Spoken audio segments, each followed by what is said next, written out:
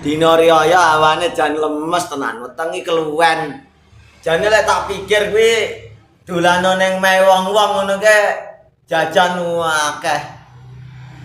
Ning aku ki sangke eleke rupa, cara-cara wis ora iso ngajeni awakku dhewe ngono kok. Arepe dolan mae kancane ngene jan wedi lek ngrepotne aku ki.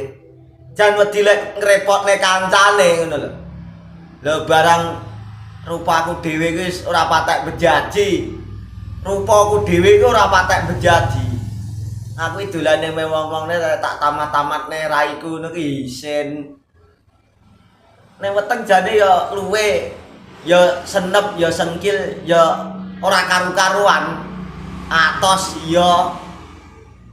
Mergo ya ora kambon apa-apa. Dina riyaya iki aku jan lek ku mikir ngono cara-cara aku dadi anake wong wis ora duwe.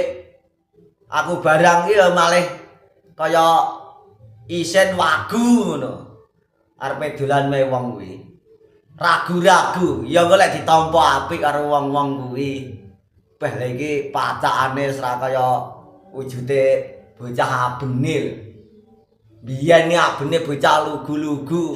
Lah iki malah dina riyaya ngene iki pacakane pating gedawul, rambute kaya damen jan blecet tarangan gurem. Beh, namatne no jan lek kaya ngono ki malih saurane wong-wong ngono.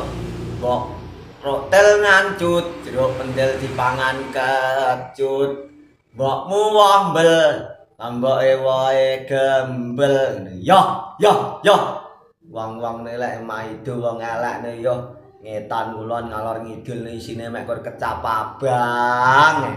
Ora enak putihe iki ora enak abang tok.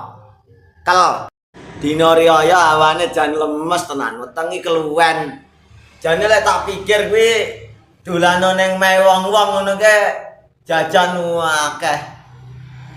Ning aku ki sangke eleke rupa, cara-cara wis ora iso ngajeni awakku dhewe ngono kok. Arepe dolan mae kancane ngene jan wedi lek ngrepotne aku ki. Jan wedi lek ngrepotne kancane ngono lho. Lho barang rupaku dhewe kuwi ora patek bejaji. Rupaku dhewe kuwi ora patek bejaji. Aku iki dolane me wong-wongne tak tamat-tamatne raiku ngono ki isin. Ning weteng jane ya luwe, ya senep, ya sengkil, ya ora karu-karuan. Atos ya. Mergo ya ora kambon apa